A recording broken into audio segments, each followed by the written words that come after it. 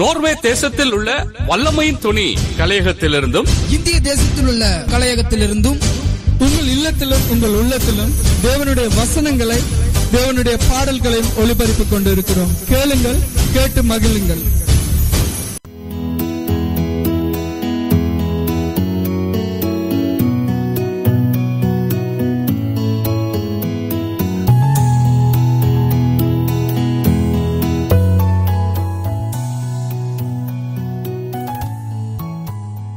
நேயர்களே, நீங்கள் இணைந்திருப்பது உங்கள் சுவிசேஷ இணைய வானொலி வல்லமையின் துணியோடு.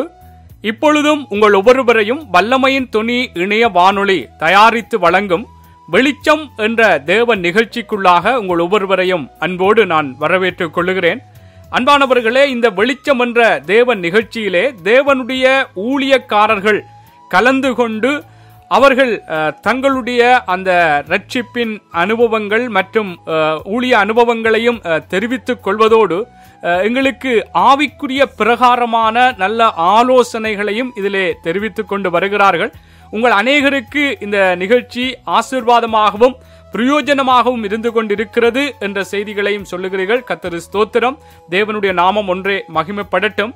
அன்பானவர்களே, இன்றைய நாளிலும் கூட இந்த வெளிச்சம் என்ற இந்த தேவ நிகழ்ச்சியிலே எங்களோடு இணைந்து அவர் தன்னுடைய அந்த ஊழியங்களை குறித்தும் தங்களுடைய ரட்சிப்பின் அந்த அனுபவத்தை குறித்தும் எங்களுக்கு சொல்லி தேவ செய்தியையும் வழங்கும்படியாக இன்றைய நாளிலும் எங்களோடு இணைந்திருப்பவர் இலங்கை தேசத்திலே கானான் சர்வதேச சபையினுடைய போதகரும் பிரதி தலைவருமாயிருக்கிற பாஸ்டர் வசந்தன் ஸ்டீபன் அவர்கள் எங்களோடு இணைந்திருக்கிறார்கள்.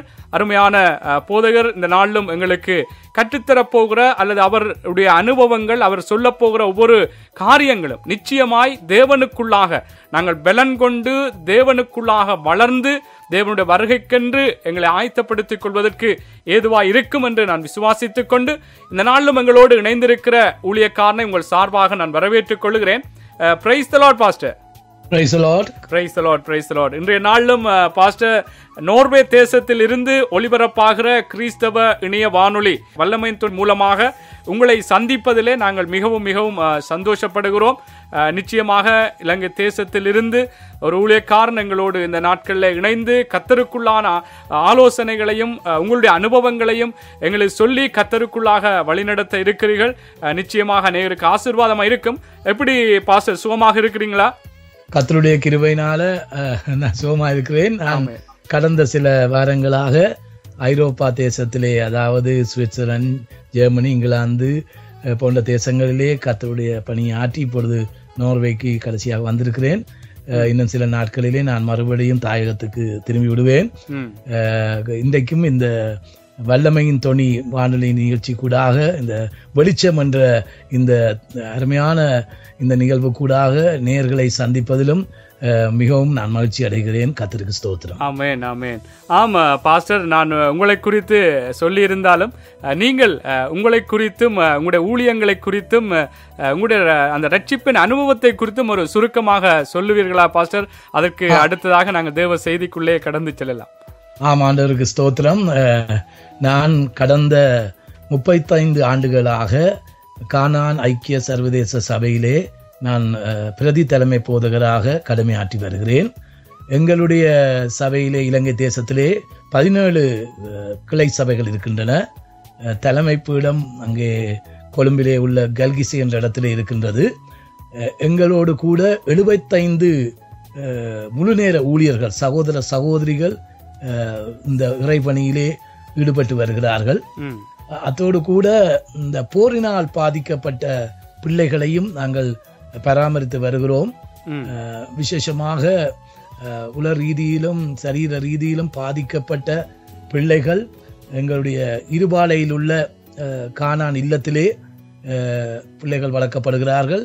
அத்தோடு கூட சில பிள்ளைகள் கிளிநொச்சியில உள்ள கானான் இல்லத்திலே அங்க வளர்க்கப்படுகிறார்கள். அத்தோடு கூட பதுளையிலும் அங்கே போரினால் பாதிக்கப்பட்ட பிள்ளைகள் அல்ல, ஆனால் அங்கே இந்த நீதிமன்றத்தால் அனுப்பப்படுகிற பிள்ளைகள், அதாவது பிள்ளைகள் ஒரு குறிக்கப்பட்ட வயதுக்கு கீழ்பட்ட பிள்ளைகள் குற்றச் செயல்களில் ஈடுபடும் பொழுது அவர்களை அவர்கள் பொதுவான சிறைச்சாலைக்கு அனுப்பாமல் புனர்வாழ்வுக்காக எங்களை இல்லத்துக்கு அங்கே நீதிபதிகள் அனுப்பி வருகிறார்கள். அது எங்களுக்கு ஒரு நல்ல சந்தர்ப்பம். பிள்ளைகளுடைய வாழ்க்கையிலே நாங்கள் இடர்படவும் அவர்களுக்கு ஆண்டவருடைய அன்பை பகிர்ந்து கொள்ளவும் எங்களுக்கு ஒரு சந்தர்ப்பமாக இருக்கின்றது. எங்களை பொறுத்தவரையிலே உணவு கொடுக்கிறோம், உடை கொடுக்கிறோம், பிள்ளைகளுக்கு பாடசாலைக்கு உபகரணங்கள் வாங்கி அவர்களுக்கு படிப்பு கொடுக்கிறோம். ஆனால் எல்லாவற்றுக்கு மேலாக இந்த பிள்ளைகளுக்கு தேவை உண்மையான ஒரு தூய்மையான ஒரு அன்பு.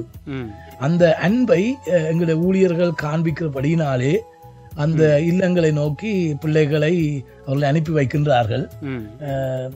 எங்களுடைய ஊழியர்கள், நாங்கள் பிள்ளைகளை வேறு யாரிடத்திலும் கொடுப்பதில்லை. எங்களுடைய இறைப்பணி செய்கிற முழு நேர அர்ப்பணிக்கப்பட்ட ஊழியக்காரர்களே பிள்ளைகளை பராமரித்து வருகிறார்கள். ஆகவே தங்களுடைய சொந்த பிள்ளைகளைப் போல அவர்கள் அந்த பிள்ளைகளை பராமரித்து வருகிறார்கள்.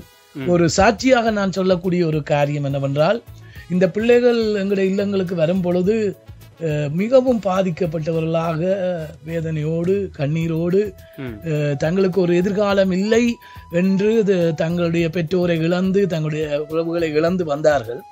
ஆனால் நாங்கள் அவர்களுக்கு காண்பிக்கிற அந்த தேவ அன்பும் அவர்களோடு நாங்கள் பிரார்த்தனைகளில் ஈடுபடுவதும் தேவனுடைய வசனத்தை கொண்டு அவர்களை உற்சாகப்படுத்துவதுமா இருக்கிறபடினாலே நாங்கள் எங்களுடைய கண்களாலேயே அவர்களுடைய வாழ்க்கையிலே பாரிய மாற்றங்கள் ஏற்படுவதை காண்கிறோம். அவர்களுடைய முகத்திலே அவருடைய உள்ளத்தில் பெரிய சந்தோஷத்தை நாங்கள் காண்கிறோம். இது கிறிஸ்து இயேசுவினால் மாத்திரமே உண்டாகக்கூடிய ஒரு காரியமாக இருக்கிறது. நான் ஆரம்பத்திலே சொன்னது போல உள்ளங்கள் அங்கே காயங்கள் ஆற்றப்பட்டு பிள்ளைகள் தங்களுக்கு ஒரு நல்ல நம்பிக்கை இருக்கிறது, நல்ல ஒரு பாதுகாவல் இருக்கிறது, செக்யூரிட்டி என்று சொல்லுவோம், ஒரு பாதுகாவல் இருக்கிறது, நாங்கள் ஒரு நல்ல இடத்திலே இருக்கிறோம் என்று சொல்லி சந்தோஷமாக வளர்ந்து வரக்கூடியதாக தேவன் கிருபை செய்து வருகிறார். ஆமேன், ஆமேன். ஆமா, உண்மையில அற்புதமான ஒரு ஊழியம் பாஸ்டர். உண்மையில இப்படியான பிள்ளைகளை நாங்கள் எவ்வளவுத்திற்கு அன்பாக அவர்களுடைய உள்ளம் மகிழத்தக்கதாக, அதிலும் ஒரு கர்த்தருடைய அன்பு அவர்களுக்குள்ளே காட்டப்படத்தக்கதாக ஒரு ஊழியங்களை செய்வது என்பது உண்மையில இந்த காலகட்டத்திலே ஒரு தெரிந்து எடுக்க வேண்டிய ஒரு காரியமாக தான் இருக்கு. அப்படியாக நீங்கள் அந்த ஊழியங்களை செய்து வருகிறீர்கள். உண்மையில கர்த்தர் ஸ்தோத்திரம். ஏனென்று சொன்னால், அதாவது எல்லாவற்றையும் விட ஒரு அநாத பிள்ளைகள் அல்லது திக்கற்ற பிள்ளைகளை எடுத்து நாங்கள் பராமரிக்கிறதை விட ஒரு நீதிபதி அல்லது அங்கே சிறைச்சாலைகளிலே அங்கே அடைக்கப்படத்தக்கதா ஒரு குற்ற செயலில் ஈடுபட்ட ஒரு வயதுக்கு குறைந்தவர்களை உங்களிடம் அனுப்பி அங்கே இப்படியாக ஒரு புனர்வாழ்வு கொடுத்து அவர்களை நல்ல முறையாக நடத்தத்தக்கதாக அனுப்புகிறார்கள் என்றால் அது உண்மையில தேவனுக்குள்ளாக அது ஒரு பெரிய ஒரு காரியம். உண்மையாக நீங்க சொன்னது போல அந்த விடயம் ஒரு அற்புதமான ஒரு சந்தர்ப்பம், ஒரு தருணம் தேவனை அவர்களுக்கு அறிவிப்பதற்கு. உண்மையில் அப்படியான நல்ல ஒரு ஊழியங்களை செய்து கொண்டு வருகிற உங்களை இந்த நாளிலும் சந்திப்பதிலே மிகவும் சந்தோஷம். நிச்சயமாக கர்த்தர் இன்னும் உங்களுடைய ஊழியங்களை உங்களோடு சேர்ந்து செய்கிற ஊழியர்களுக்கு நல்ல கிருபைகளையும் பலத்தையும் தேவன் கொடுக்க வேண்டும் என்றும் நாங்கள் கர்த்தருக்குள்ளாக வேண்டிக் கொள்கிறோம். பாஸ்டர், நீங்க இந்த ஊழியத்திலே எத்தனை வருடமாக இருக்கிறீர்கள்? நான் ஏற்கனவே குறிப்பிட்டது போல கடந்த 35 வருடங்களாக நான் எங்களுடைய தலைமை போதரோடு இணைந்து கர்த்தருடைய பணியை செய்து வர தேவன் கிருபை செய்து வருகிறார். ஆமென். ஆமா, உங்களுடைய அந்த ரட்சிப்பின் அனுபவம் எப்படி இருந்தது பாஸ்டர்? நீங்கள் உங்களுடைய அந்த பின்னணி எப்படிப்பட்டதா இருந்தது? நான் ஒரு பாரம்பரிய சபையை சேர்ந்தவன். எங்களுடைய குடும்பம் பாரம்பரிய சபையை சேர்ந்தது, கிறிஸ்தவ குடும்பமாக இருந்தாலும் நாங்கள் இயேசுவை என்னுடைய வாழ்க்கையிலே சொந்த இரட்சகராக நான் அறிந்திருக்கவில்லை. ஆனால் என்னுடைய வாலிப பிராயத்திலே ஒரு ஊழியக்காரனுடைய கூட்டத்திலே, அவர் நடத்தின ஒரு பொதுக்கூட்டத்திலே நான் போய் இருந்த பொழுது தான் எனக்கு தெரிந்தது நான் எவ்வளவாக ஒரு பாவமான வாழ்க்கையை வாழுகிறேன். நான் கிறிஸ்தவன் என்ற பெயரோடு வாழ்ந்தாலும் உண்மையான கிறிஸ்து எனக்குள் இல்லை. நான் ஒரு போலி வாழ்க்கை, ஒரு வேஷம் தரித்த வாழ்க்கையை தான் நான் வாழுகிறேன் என்பதை அவருடைய பிரசங்கத்துக்கூடாக நான் உணர்ந்து கொண்டேன். உணர்ந்த பொழுது நான் ஆண்டவரிடத்திலே கேட்டேன், நான் வாழ வேண்டியது இப்படி அல்ல, ஆகவே எனக்கு ஒரு வாழ்க்கையை அமைத்து தாரும், என்னுடைய பாவங்களை மன்னியும் என்று சொல்லி இயேசு நாதரிடத்திலே என்னை ஒப்புக் கொடுத்த பொழுதுதான் உண்மையான ஒரு பாவ மன்னிப்பை லட்சியத்தை நான் பெற்றுக்கொண்டேன். அன்றுதான் நான் உண்மையான ஒரு கிறிஸ்தவனாக மாறினேன். நான் ஆண்டவருக்கு நன்றி செலுத்துகிறேன். வாலிப பிராயத்திலே ஆண்டவர் என்னை இவ்விதமான ஒரு அழைப்போடு அழைத்தார். அதுக்கு பிற்பாடு என்னுடைய 21வது வயதிலே ஆண்டவர் என்னை மறுபடியும் தன்னுடைய பணியை ஆற்றும்படியாக எனக்கு அழைப்பு கொடுத்த பொழுது நான் சாதாரணமாக உலக பிரகாரமாக நான் மேல் படிப்பு படிக்க வேண்டும், ஒரு வேலையில் ஈடுபட வேண்டும் என்று சொல்லி எனக்கு பல கனவுகள் இருந்த. என்னை விட என்னுடைய பெற்றோருக்கு என்னை குறித்து பல கனவுகள் இருந்தன. ஆனால் ஆண்டவர் எனக்கு திரும்ப சொன்ன வார்த்தை, 2 எஜமான்களுக்கு ஊழியம் செய்ய உன்னால் முடியாது, உலக பொருளுக்கும் தேவனுக்கும் ஊழியம் செய்ய முடியாது. இந்த வார்த்தை என்னை அமுழ்த்தி கொண்டே இருந்தது. என்னுடைய தகப்பன், நான் என்னுடைய குடும்பத்திலே ஒரே ஒரு ஆம்பளை பிள்ளை. எனக்கு 2 மூத்த சகோதரிமார் இருக்கிறார்கள். அதுல ஒரு சகோதரி கேம்பஸுக்கு போய் படித்து அவ ஒரு கிராஜுவேட்டாக மாறி அவ ஒரு வைத்தியரை திருமணம் செய்தால். அவ இருவருமாக தங்களுடைய வேலை எல்லாவற்றையும் விட்டு வைத்தியசாலையிலே இறைப்பணி செய்து வருகிறார்கள். அது ஒரு ஹாஸ்பிட்டல் கிறிஸ்டியன் ஃபெலோஷிப் என்ற ஒரு ஆர்கனைசேஷன்லே. மற்றது என்னுடைய மத்திய சகோதரி ஒரு பல்லு வைத்தியராக இருக்கிறார். அவையா கொழும்புல உள்ள ஒரு அதுவும் ஒரு ஒரு ஒரு சமூக சேவையாக அந்த இடத்திலே ஆண்டவருடைய நாமத்தின் நிமித்தமாக ஒரு மிஷன் ஹாஸ்பிட்டலாக அதிலே ஈடுபட்டு அவர் தலைமை தாங்கி வருகிறார். என்னுடைய தாயார் ஒரு பக்தியுள்ள தேவனுடைய பிள்ளை. அவ விதமாக எங்களுக்கு சிறு வயதில இருந்தே ஆண்டவருடைய அன்பை சொல்லி வந்தார். அது மாத்திரமல்ல, என்னுடைய தகப்பனாரும் என்னுடைய ஊழியம் ஆரம்பத்திலே நான் விதமான ஒரு ஊழியத்தை, விதமான ஒரு விசுவாச ஊழியத்தை செய்வதிலே தகப்பனார் அவ்வளவு அக்கறை காட்டவில்லை. ஏனென்றால் ஒரு உலக பிரகாரமான தகப்பன் என்ற முறையிலே அவர் சிந்தித்தார். தச்சையிலான் தங்களுக்கு ஏதாவது நடந்தால் நீ என்ன செய்ய போகிறாய், நீ தனித்து விடப்படுவாய், அப்படி இப்படி என்று பல விதமான எண்ணங்கள் பாரங்கள் அவருக்கு இருந்தது. ஆனாலும் நான் ஊழியத்துக்கு வரப்போறேன் என்று சொன்ன பொழுது ஒரு வேலைக்காக அப்ளை பண்ணணும்னு சொல்லி வேலைக்கும் அப்ளை பண்ணி வேலையும் வந்து விட்டது. ஆனாலும் ஆண்டவர் திரும்ப எனக்கு உணர்த்தி கொண்டே இருந்தார். ஆகவே அந்த அழைப்பை என்னால் தட்டுதல் செய்ய முடியவில்லை. ஆகவே நான் தகப்பனாருக்கு சொன்னேன். அவர் ஒரு பாரம்பரிய சபையை சேர்ந்தவராக இருந்தாலும் தேவ பக்தி உள்ள ஒரு மனுஷன். ஆகவே அவர் கடைசியா சொன்னார், சரி நான் உன்னுடைய வழியிலே குறுக்காக வர விரும்பவில்லை என்று சொல்லி ஒரு முழுவதுமான ஒரு விருப்பத்தோடு அவர் சம்மதிக்கவில்லை. ஆனால் நாட்கள் கடந்து போக, வருடங்கள் கடந்து போக, ஆண்டவர் எங்களை ஊழியத்தை ஆசீர்வதித்த விதம், எங்களுக்கு கர்த்தர் அருமையான சகோதர சகோதரிகளை, தாய்மாரை, தகப்பன்மாரை எங்களுடைய ஊழியத்திலே தந்ததன் நிமித்தம் வந்து அவர் பார்த்த பொழுது அவருடைய உள்ளத்திலே பெரிய சந்தோஷம். அதற்கு பிற்பாடு அவர் சந்தோஷமாக எங்களுடைய ஊழியங்களுக்காக எல்லாம் அதிகமாக ஜெபிப்பார். அவர் கர்த்தருக்குள்ளே 99வது வயதிலே நித்திரையடைந்தார். விதமாக கர்த்தர் எனக்கு தந்த பெற்றோருக்காகவும் கர்த்தருக்கு நான் நன்றி செலுத்துகின்றேன். ஆண்டவர் என்னை அழைத்த நாள்ல இருந்து கர்த்தர் என்னை கைவிடவில்லை. உண்மையிலேயே சொல்ல போனால் நான் இதை சுருக்கமாக சொல்ல வேண்டும். இந்த போர் 30 வருஷ நீண்ட போரிலே நான் அந்த போர் சூழ்நிலையிலே நான் யாழ்ப்பாணத்திலும் வாழ்ந்தவன், வன்னி பிரதேசத்திலும் என்னுடைய ஊழியர்கள் விசுவாசிகளை அடிக்கடி நான் போய் பார்ப்பதுண்டு. நானும் பல இடங்களுக்கு இடம்பெயர்ந்து போயிருக்கிறேன். ஆகவே போரின் அகோரம் என்ன என்று எனக்கு தெரியும். போரினுடைய பாதிப்பு எப்படிப்பட்டது. இன்றைக்கும் கூட போர் முடிந்தாலும் மக்களுடைய உள்ளத்திலே அந்த போரின் வடுக்கள் போகவில்லை. இன்றும் மக்கள் வெளியிலே சமாதானம் போல தெரிந்தாலும் மக்களுக்கு அந்த உண்மையான ஒரு வாழ்க்கை இன்னும் அமையவில்லை. இன்னும் மக்கள் கஷ்டத்தின் மத்தியிலே வாழ்ந்து கொண்டிருக்கிறார்கள். இந்த நேரத்திலே எங்களுடைய பணி மக்களுக்கு தேவையாக இருக்கிறது, அதை நான் உணர்கிறேன். ஆகவேதான் நாங்கள் மிகவும் தீவிரமாக மக்கள் இந்த ஆண்டவருடைய அன்பை அறிந்து ஆற்றப்பட வேண்டும், தேற்றப்பட வேண்டும் என்று சொல்லி இயேசு கிறிஸ்துவின் அன்பை அவர்களோடு பகிர்ந்து எங்களால் செய்யக்கூடிய சரீர பிரகாரமான உதவிகளையும் நாங்கள் செய்து வருகின்றோம். கர்த்தருக்கு ஸ்தோத்திரம். நாங்கள் இந்த போர்க்காலத்திலும் முகாம்களுக்கு செல்வதும், மக்களை சந்திப்பதும், அகதிகளாக வாழ்ந்த மக்களுக்கு ஆறுதல் சொல்லவும் தக்கதாக, அவர்களுக்கு உதவி செய்யத்தக்கதாக தேவன் நமக்கு கிருபை செய்தார். எங்களை பொறுத்தவரையிலே நான் ஒரு பகிரங்கமாக ஒரு காரியத்தை சொல்ல வேண்டும். எங்களுடைய இலங்கை தேசத்துக்கு ஒரே ஒரு தீர்வு தான் இருக்கின்றது. அந்த தீர்வு எந்த ஒரு மனுஷனிடத்திலிருந்தும் வரப்போவது இல்லை. அது ஆண்டவராய் இயேசு கிறிஸ்து ஒருவரே சமாதான பிரபு. அந்த தீர்வை கொடுக்க வல்லவர். சுவிசேஷம் என்பது ஆண்டவருடைய அன்பு என்பது சிங்கள மக்கள், தமிழ் மக்கள், இஸ்லாமிய மக்கள் மற்றும் எவரையுமே ஆண்டவருடைய அன்புக்குள்ளே கொண்டு வரும் பொழுது அந்த அன்பின் கட்டுத்தான் எங்களை குடும்பமாக நம்முடைய தேசத்திலே வாழ வைக்கும்.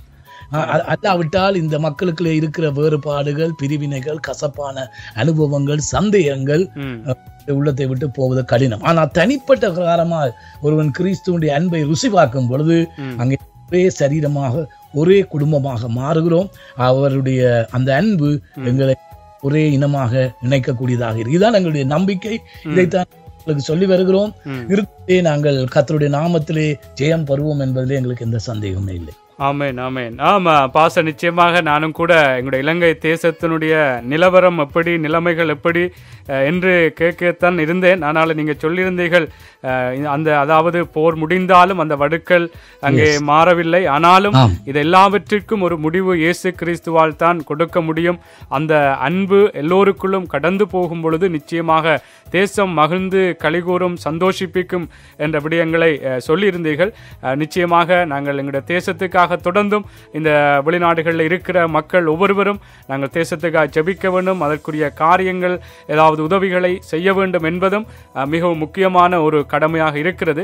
ஆமா பாஸ்டர், அதாவது நாங்கள் தொடர்ந்தும் கூட இதுவரைக்கும் நீங்கள் உங்களுடைய ரட்சிப்பின் அனுபவத்தையும் ஊழிய காரியங்கள் மற்றும் இலங்கை தேசத்தினுடைய நிலவரங்களையும் சொல்லியிருக்கிறீர்கள். இன்றைக்கு அதாவது நேயர்களோடு நீங்கள் பகிர்ந்து கொள்ளத்தக்கதான அல்லது இந்த காலகட்டத்திலே தேவன் உங்களுக்குள்ளே போட்ட ஒரு தேவ செய்தியை இன்றைய நாளிலும் நேயர்களோடு பகிர்ந்து கொள்ளுங்கள் பாஸ்டர். ஆமென். கர்த்தருக்கு ஸ்தோத்திரம். இந்த ஒரு அருமையான சந்தர்ப்பத்தை தேவன் கொடுத்ததுக்காக ஆண்டவராகிய இயேசு கிறிஸ்துவுக்கு நான் நன்றி செலுத்துகிறேன். நேர்களையும் இயேசுவின் நாமத்திலே வாழ்த்துகின்றேன். இந்த நாளிலே தியானத்துக்காக ஒரு சில வசனங்களை, வேத வசனங்களிலிருந்து நான் வாசிக்க விரும்புகிறேன். நீதிமொழிகளின் புஸ்தகம் 30ஆம் அதிகாரம் 7ஆம் 8ஆம் 9ஆம் வசனங்கள், 7ஆம் வசனத்திலிருந்து 9ஆம் வசனங்கள் வரைக்கும் அருமையான வசனங்கள். அதை நான் முதலாவது வாசிக்கிறேன். தேவனுடைய வார்த்தை வல்லமை உள்ளது. அது நம்முடைய வாழ்க்கையை மாற்றி அமைக்கக்கூடியதாக இருக்கிறது. இது மனுஷனுடைய வார்த்தை அல்ல. தேவாதி தேவன் தன்னுடைய ஊழியர்கள், பிள்ளைகள், தீர்க்கதரிசிகள் மூலமாக வேதாமத்திலே எழுதி வைத்த வார்த்தைகள் இன்றும் அழியாததாக இருக்கிறது. இன்றைக்கு உலகத்திலே நடந்து கொண்டிருக்கிற காரியங்கள், நடக்க போகிற காரியங்கள், நடந்த காரியங்கள் எல்லாம் எங்களுடைய பைபிளிலே தெளிவாக எழுதப்பட்டிருக்கிறது. இன்றைக்கு இந்த வசனத்தை நாங்கள் இறுக பிடித்து, தேவனுடைய வார்த்தையை நாங்கள் இறுக பிடித்து எங்களுடைய வாழ்க்கையை கட்டுவோம் என்று சொன்னால் நாங்கள் சந்திக்கக்கூடிய எந்த சூழ்நிலைகளையும் நாங்கள் தைரியமாக சந்திக்கலாம். எந்த சவால்களையும் நாங்கள் தைரியமாக சந்திக்கலாம். வசனங்களை வாசிக்கிறேன். ஒரு பக்தன், அவருக்கு பேர் ஆகூர் என்ற பக்தன். நாங்கள் 30ஆம் அதிகாரம் 1ஆம் வசனத்திலே யாக்கோபின் குமாரனாகிய ஆகூர் என்னும் புருஷன் ஈத்தியேலுக்கு வசனித்து ஈத்தியேலுக்கும் ஊகாலுக்கும் உரைத்த உபதேச வாக்கியங்கள் என்று சொல்லி ஆரம்பிக்கப்பட்டிருக்கிறது. இது உபதேச வாக்கியங்கள். அதாவது நம்முடைய ஆவிக்குரிய வாழ்க்கையிலே உபதேசம், சரியான ஒரு உபதேசம் நாங்கள் கட்டப்பட வேண்டும். சரியான வார்த்தையின் ஆழத்திலே கட்டப்பட வேண்டும். இன்றைக்கு அநேகர் வெறுமையாக வெளிப்பிரகாரமாக உணர்ச்சி வசப்பட்டு காரியங்களை செய்கிறார்கள், பேசுகிறார்கள். ஆனால் எங்களுடைய வாழ்க்கை கர்த்தருடைய வார்த்தையிலே ஆழமாக கட்டப்படும். இது என்ற வாழ்க்கையிலும் ஊழியத்திலும் நான் கண்ட அனுபவமாக இருக்கின்றது. சரி, இந்த இடத்திலே நான் அந்த வசனங்களை வாசிக்கிறேன். இந்த பக்தன் சொல்லுகிறார், 2 மனு உம்மிடத்திலே கேட்கிறேன், நான் மரிக்கும் பரியந்தமும் அவைகளை எனக்கு மறுக்காமல் தாரும். இந்த ஆகூர் என்ற பக்தன் கேட்கிறார், 2 காரியங்களை நான் உம்மிடத்திலே கேட்கிறேன், அதை நான் சாகும் வரைக்கும் அது என்னோட இருக்க வேண்டும் என்று சொல்லிவிட்டு சொல்லுகிறார், மாயையையும் பொய் வசனிப்பையும் எனக்கு தூரப்படுத்தும். அதான் முதலாவது விண்ணப்பம். 2வது, தரித்திரத்தையும் ஐஸ்வர்யத்தையும் எனக்கு கொடாதிரும். அடுத்து அவர் சொல்லுகிறார், நான் பரிபூர்ணம் அடைகிறதுனால் மறுதளித்து கர்த்தர் யார் என்று சொல்லாத படிக்கும், தரித்திரப்படுகிறதுனால் திருடி என் தேவனுடைய நாமத்தை வீணிலே வழங்காத படிக்கும், என் படியை எனக்கு அளந்து என்னை போஷித்தருளும். அருமையான வார்த்தைகள். எங்களுடைய வேதாமத்திலே பக்தர்கள் சிலருடைய ஜெபங்கள் அங்கே எழுதப்பட்டிருக்கிறது. உதாரணமாக தாவீது என்ற பக்தன், அவர் தன்னுடைய 27ஆம் சங்கீதத்திலே கேட்கிறார். 4ஆம் வசனத்திலே, கர்த்தரிடத்தில் ஒன்றை நான் கேட்டேன், அதையே நாடுவேன். ஒன்றை நான் கேட்டேன், அதையே நாடுவேன்.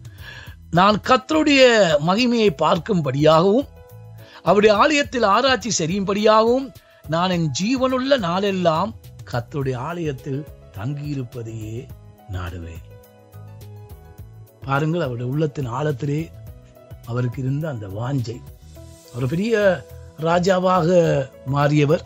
84ஆம் சங்கீதத்தில் அவர் சொல்லுகிறார், உம்முடைய ஆலய பிரகாரங்கள் மேல் நான் வாஞ்சையும் தவனமுமா இருக்கிறேன். கர்த்தாவே, உம்முடைய வாசஸ்தலங்கள் எவ்வளவு இன்பமானவைகள்.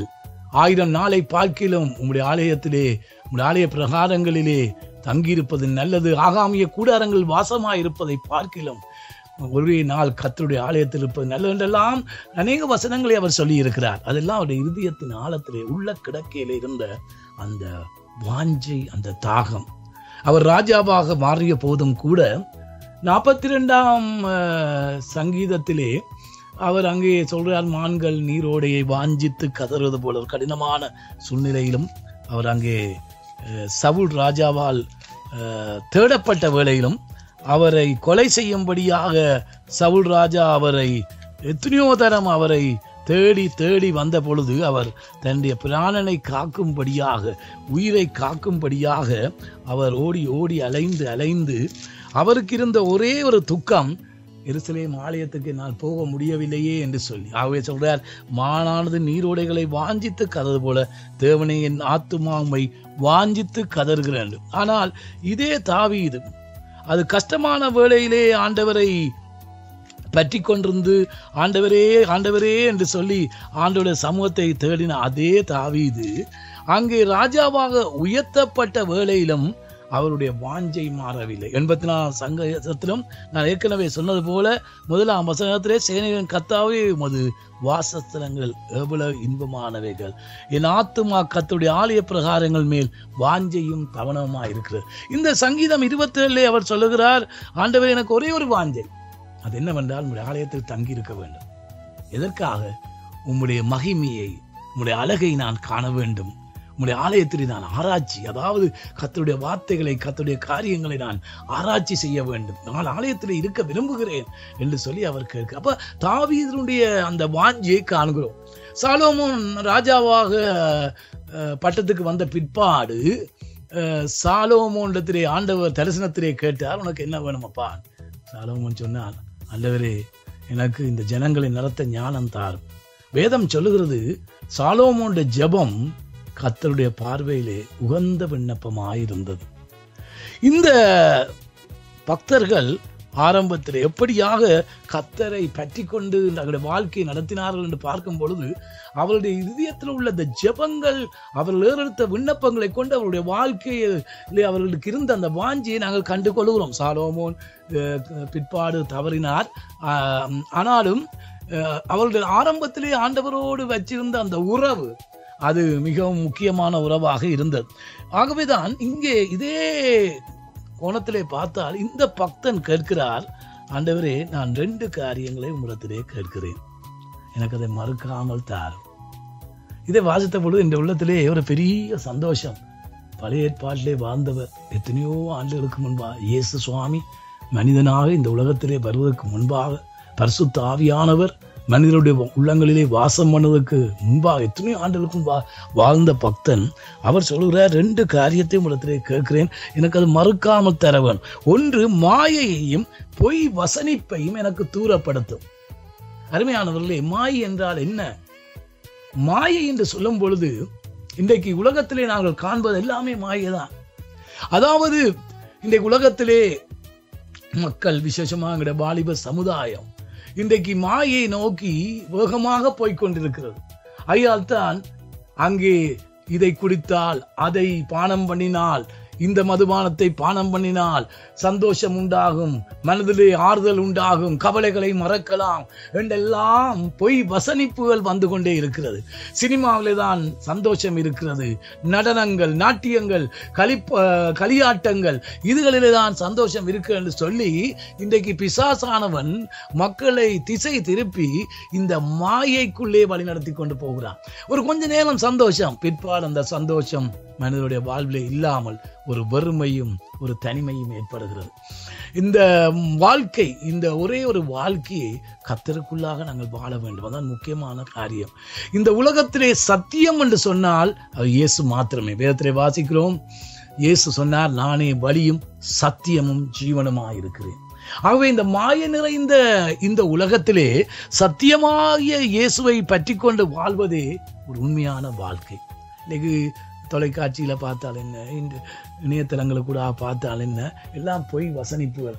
மனிதர்களை ஆண்டவருடைய அன்பிலே அவர்களை கொண்டு செல்லாமல் இந்த தற்காலிக உலக சந்தோஷத்துக்குள்ளும், தற்காலிக உலக சிற்றின்பங்களுக்குள்ளும், தற்காலிக உலக மேன்மைக்குள்ளும், தற்காலிக உலக ஐஸ்வர்யங்களுக்குள்ளும் மனிதனை வழிநடத்தி கொண்டு போகிறார். எப்படி பணம் சம்பாதிக்கலாம், எப்படி பணம் சம்பாதிக்கலாம், எப்படி மேன்மையாய் வாழ்வது, எப்படி நாங்கள் இதில் உலக பிரகாரமாக அதுகளை குறித்து மனிதர்கள் சிந்திக்கிறார்களே ஒழிய இந்த உலக வாழ்க்கைக்கு பிற்பாடு, மரணத்துக்கு பிற்பாடு இன்னும் ஒரு வாழ்க்கை இருக்கிறது என்பதை மனிதன் அறியாமல் வாழ்ந்து கொண்டிருக்கிறான். ஆனால் இந்த மரணத்துக்கு பிற்பாடுதான் உண்மையான வாழ்க்கை ஆரம்பமாகிறது.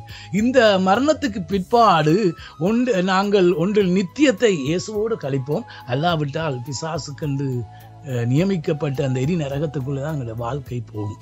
அவை இப்பொழுது இந்த உலகத்தில் நாங்கள் எப்படி வாழுகிறோம் என்பதிலே தான் நாங்கள் எங்களுடைய நித்தியம் தங்கி இருக்குது. இயேசு சுவாமியை எங்களுடைய உள்ளத்திலே ஏற்று அவருக்காக நாங்கள் வாழும் பொழுது அதுதான் உண்மையான வாழ்க்கை. மற்றதெல்லாம் பொய். ஏனென்றால் நான் பொய் என்று சொல்வதற்கு காரணம் அதெல்லாம் நிலையற்ற ஒரு வாழ்க்கை, தற்காலிகமானது.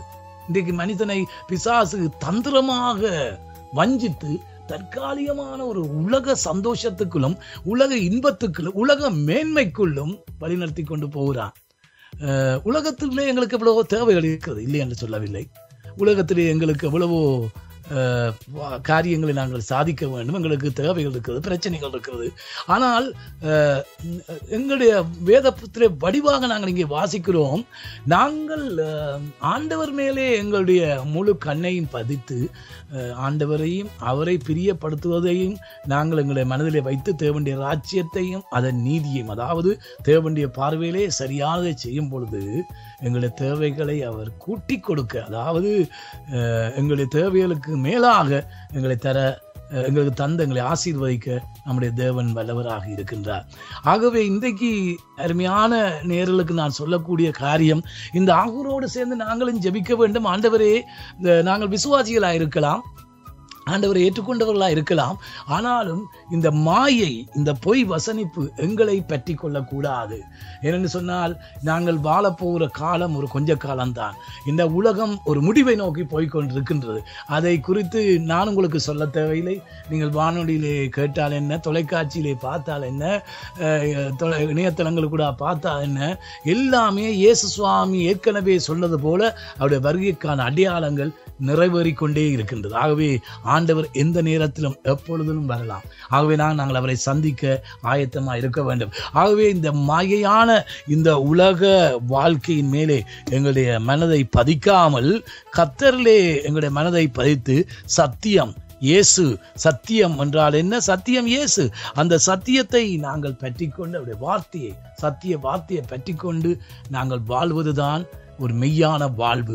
ஆகவே அவர் சொல்லுகிறார், அதை எனக்கு மாயையும் பொய் வசனைப்பையும் எனக்கு தூரப்படுத்தும், இது எனக்கு வேண்டாம், அதை ஆத்துமாவை கரைப்படுத்தி விடும்.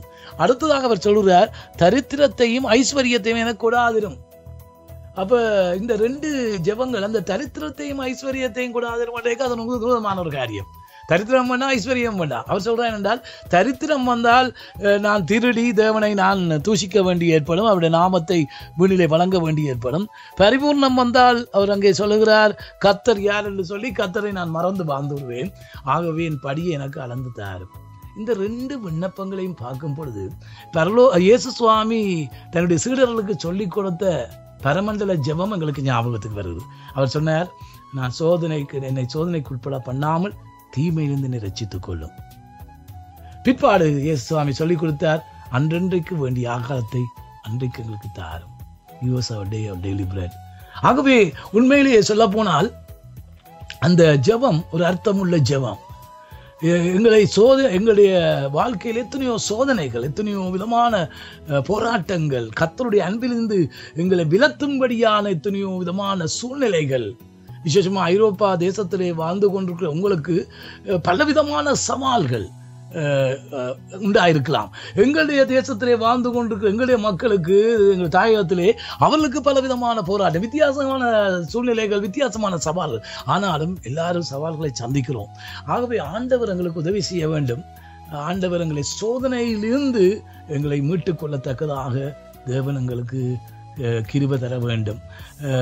அத்தோடு கூட இன்றைக்கு நான் இன்னும் ஒரு காரியத்தை இதை குறிப்பிட விரும்புகிறேன்.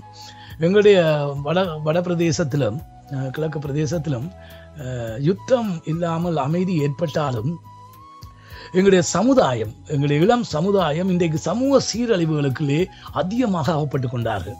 இன்றைக்கு போதை வஸ்து, நாங்கள் முந்தி எங்களுடைய இனத்தில் எங்களுடைய மக்கள் மத்தியிலே கேள்விப்படாத காரியங்கள் எல்லாம் இன்றைக்கு யாழ்ப்பாணத்திலே பாடசாலை மாணவர்களுக்கு கூட ஆகாரத்துக்குள்ளே போதை வஸ்தை கலந்து இவ்விதமாக மக்களுடைய மனங்கள் அங்கே மிகவும் மிகவும் கரைப்பட்டு பிள்ளைகள் பிழையான பாதையிலே, தவறான பாதையிலே நடந்து கொண்டிருக்கிறார்கள்.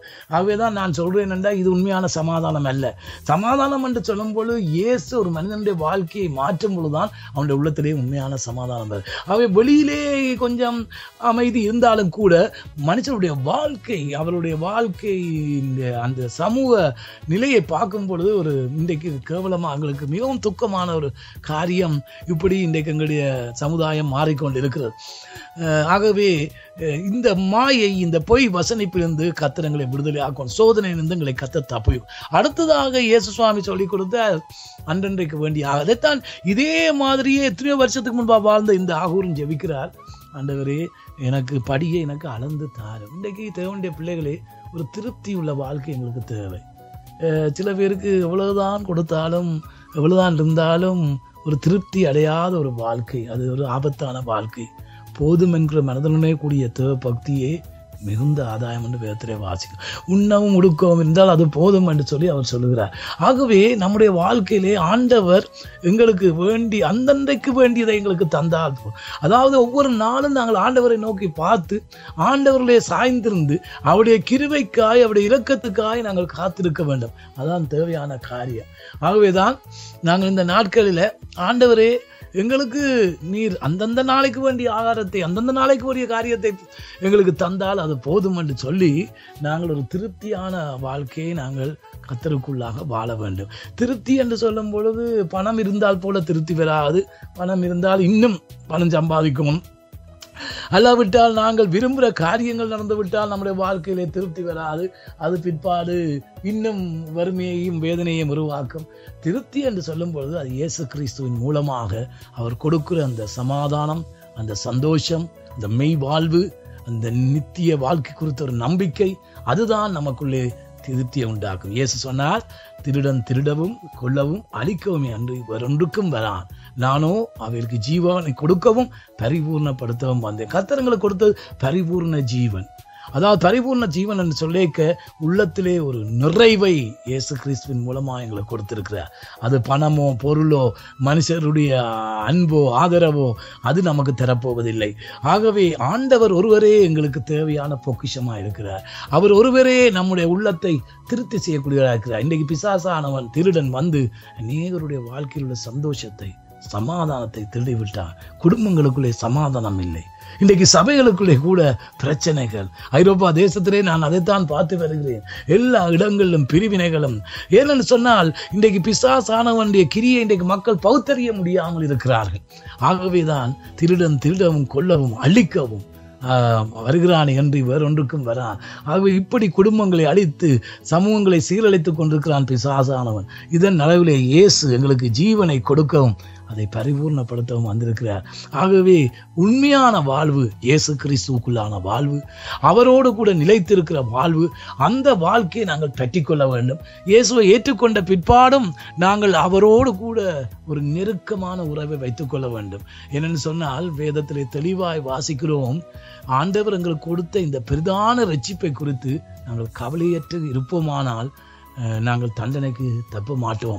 ஆகவே ஆண்டவர் கொடுத்த ரட்சிப்பை நாங்கள் பாதுகாத்து அனுதினமும் கர்த்தரோடு வாழுகிற ஒரு கிருபையை ஒவ்வொரு நாளும் நாங்கள் பெற்று, ஆண்டவரே, இந்த மாயான இந்த உலகம், இந்த பொய் வசனிப்புகள் நிறைந்த இந்த உலகம், இந்த ஆண்டவரே உம்முடைய அன்பை விட்டு பிரிக்கிற இந்த உலகத்திலிருந்து என்னை பாதுகாத்து, நான் உமக்கு முன்பாக ஆண்டவரே நான் பரிசுத்தமும் உண்மையுமாக வாழ்ந்து நீர் எப்பொழுது வந்தாலும் உம்மை சந்திக்க நான் ஆயத்தமாக இருக்க வேண்டும்.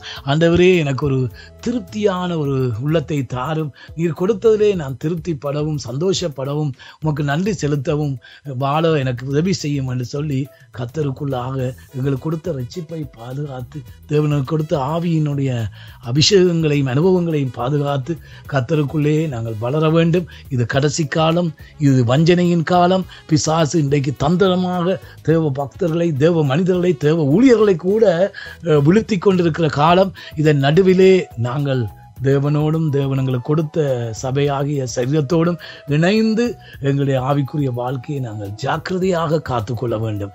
இன்றைக்கு அநேகர் மிகவும் கவலையீனமாக ஏனோ தானோ ஒன்று, நேரம் கிடைத்தால் சமயம் வாய்த்தால் ஆராதனைக்கு போவோம், நேரம் கிடைத்தால் சமயம் வாய்த்தால் நாங்கள் கூட்டங்களுக்கு செல்வோம், வேத பாடங்களை கேட்போம் என்று இன்றைக்கு அசதியாக நிர்விசாரமாக மக்கள் வாழ்ந்து கொண்டிருக்கிறார்கள்.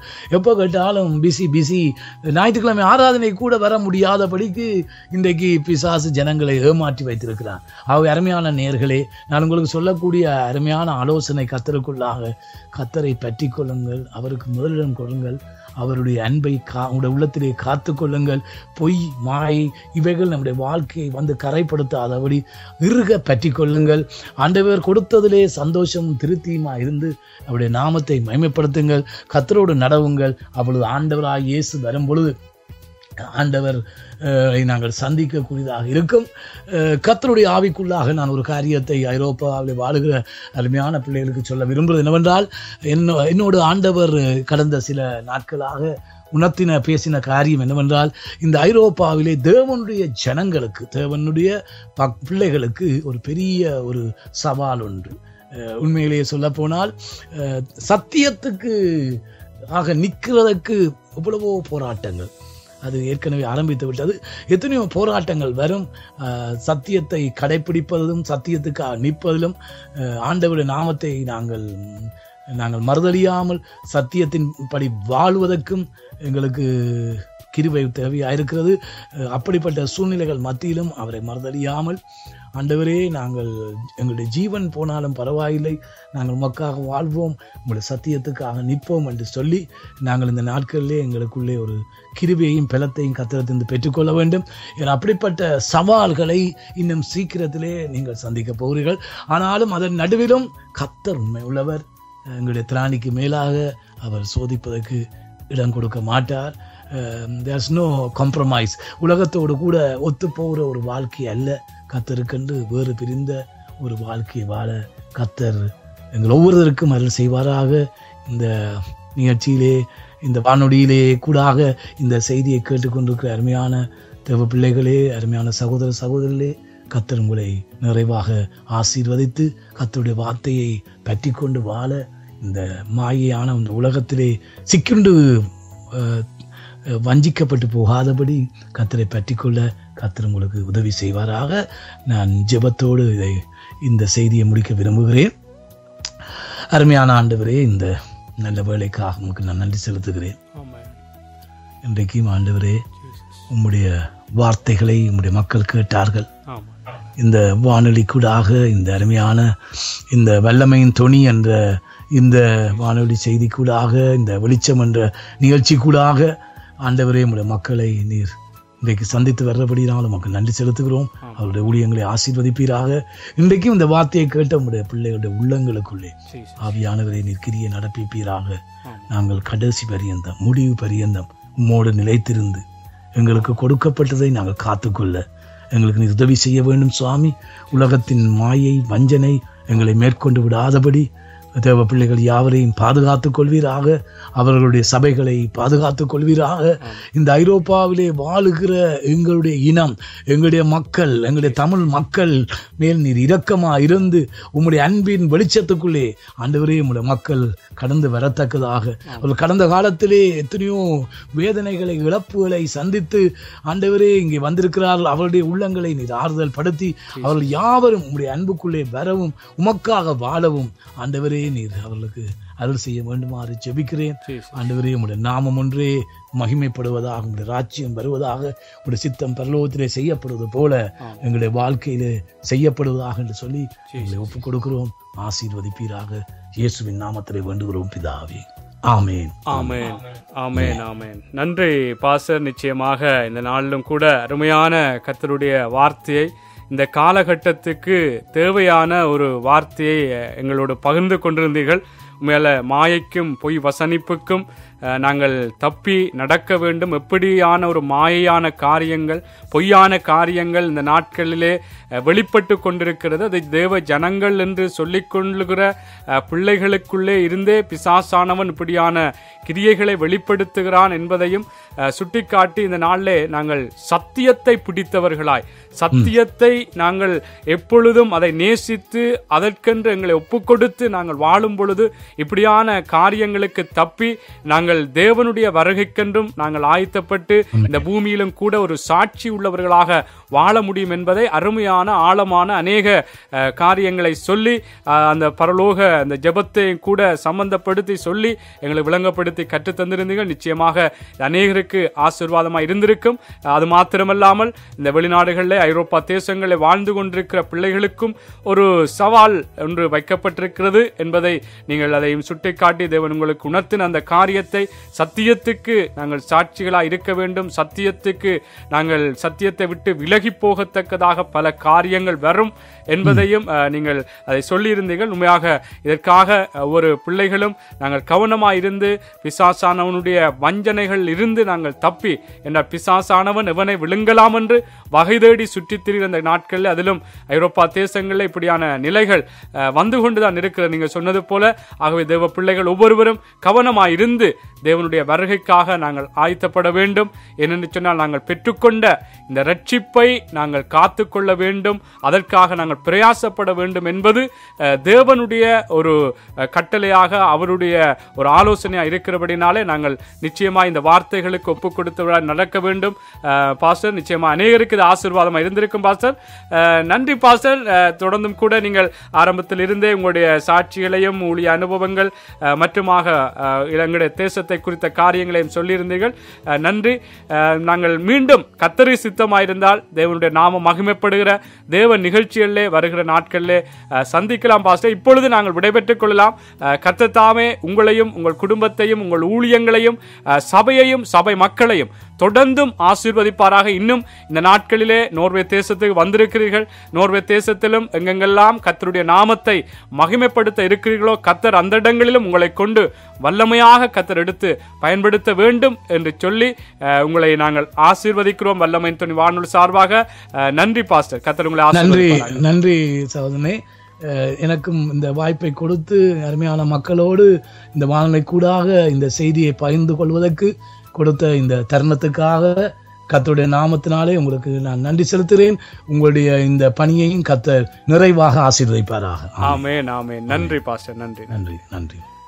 ஆமா நேயர்களே, இதுவரையும் எங்களோடு இலங்கை தேசத்திலே கானான் சர்வதேச சபையினுடைய போதகரும் அந்த சபையினுடைய பிரதி தலைவருமாய் இருக்கிற பாஸ்டர் வசந்தன் ஸ்டீவன் அவர்கள் எங்களோடு இணைந்து அருமையான ஆவிக்குரிய ஒரு மன்னாவை, ஆவிக்குரிய ஒரு எங்களுக்கு ஆலோசனைகளை கர்த்தருக்குள்ளாக சொல்லி தந்திருந்தார். அது மாத்திரமல்லாமல் எங்களுடைய இலங்கை தேசத்தினுடைய நிலவரத்தை குறித்தும் அவருடைய ரட்சிப்பின் அனுபவம், ஊழிய அனுபவங்கள், எப்படிப்பட்ட ஊழியங்களை செய்கிறார்கள் என்ற பல விடயங்களை சொல்லியிருந்தார். நிச்சயமாக உங்களுக்கு பிரயோஜனமாக இருந்திருக்கும். அன்பானவர்களே, ஊழியக்காரனுக்காகவும் அவருடைய ஊழியங்களுக்காகவும் சபைக்காகவும் சபை மக்களுக்காகவும் தொடர்ந்து ஜெபித்துக் கொள்ளுங்கள். இந்த நாட்களிலே வெளிநாடுகளிலே வந்து ஊழியங்களை செய்ய கர்த்தர் வழியை திறந்திருக்கிறார். ஆகவே அவருடைய அந்த ஊழிய அந்த போக்குவரத்துகள் பிரயாணங்களுக்காகவும் நீங்கள் ஜெபித்துக் கொள்ளும்படியாகவும் அன்போடு நான் கேட்டுக்கொள்கிறேன். தொடர்ந்து இணைந்திருங்கள். மீண்டும் இன்னொரு ஊழியக்காரனுடைய அனுபவங்களோடு ஆவிக்குரிய விடயங்களோடு இந்த வெளிச்சம் என்ற நிகழ்ச்சியில உங்களை சந்திக்கும் வரை உங்களிடமிருந்து இப்பொழுது நான் விடைபெற்றுக் கொள்கிறேன். கர்த்தர் தாமே உங்கள் ஒவ்வொருவரையும் ஆசீர்வதிப்பாராக. தொடர்ந்து இணைந்திருங்கள். நீங்கள் இணைந்திருப்பது உங்கள் சுவிசேஷ இணைய வானொலி வல்லமையின் துணியோடு.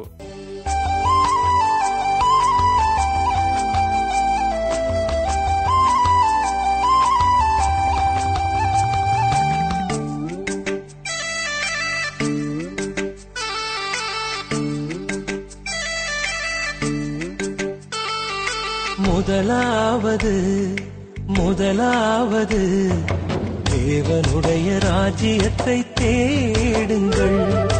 முதலாவது தேவனுடைய ராஜ்யத்தை தேடுங்கள்.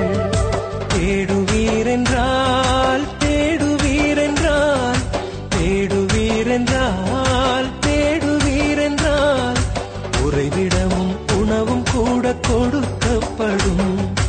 முதலாவது தேவனுடைய ராஜ்யத்தை தேடுங்கள்.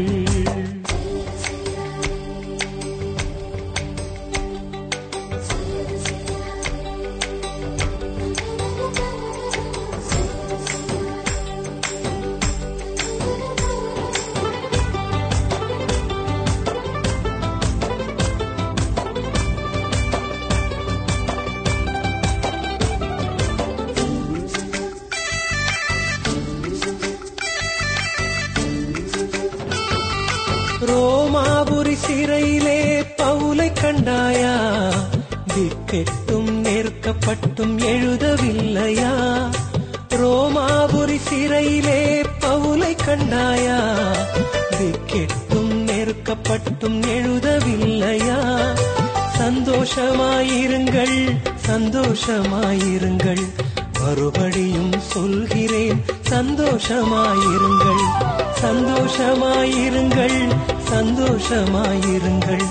மறுபடியும் சொல்கிறேன், சந்தோஷமாயிருங்கள்.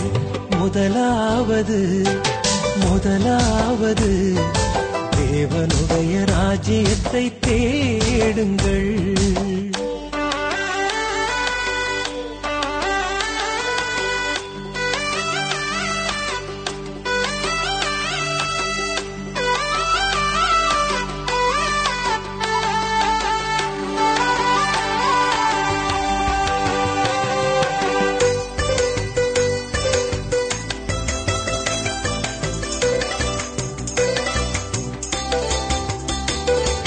நாற்புறமும் சங்கிலியால் கடாவப்பட்டு சிறையிலே நிம்மதியாய் தூங்க முடியுமா? நாற்புறமும் சங்கிலியால் கடாவப்பட்டு சிறையிலே நிம்மதியாய் தூங்க முடியுமா? பேதுரு கவலையின்றி தூங்கினார் என்றார். இயேசுவின் மேல் அவர் வைத்த நம்பிக்கை அன்றோ? பேதுரு கவலையின்றி தூங்கினார் என்றார். இயேசுவின் மேல் அவர் வைத்த நம்பிக்கை அன்றோ? முதலாவது தேவனுடைய ராஜ்யத்தை தேடுங்கள். முதலாவது தேவனுடைய ராஜ்யத்தை தேடுங்கள்.